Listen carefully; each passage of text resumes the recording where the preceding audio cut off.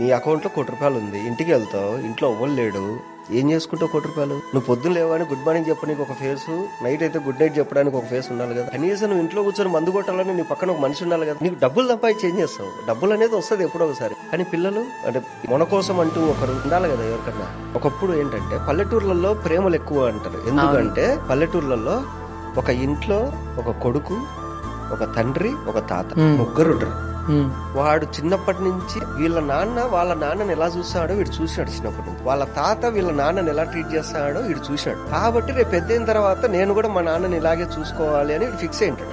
నువ్వు ఎప్పుడైతే చిన్నప్పటి నుంచి వాడిని సాగుకొడతాంటావో, చదవండి సంపాయాలి, మీరు పెద్దగా జాబ్ చేయాలి అంటే ఒక మనిషి డబ్బు సంపాయాలని ట్యూన్ చేసేస్తావు, వాడి పెద్దనాక అదే ఇంపార్టెంట్ అయితే. నీకు అందుకే పల్లెటూరులో ప్రేమలు ఎందుకుంటాయి అంటే పల్లెటూరులో చుట్టాలందరూ ఒకటే చోట ఉంటారు, ఒకటే ఇంట్లో కలుస్తుంటారు. ఫంక్షన్లు అయితే నీకు 3 తరాలు ఒక ఇంట్లో ఉంటాయి. నీకు ఎక్కడ సిటీలో 3 తరాలు ఉన్నాయి ఒక ఇంట్లో?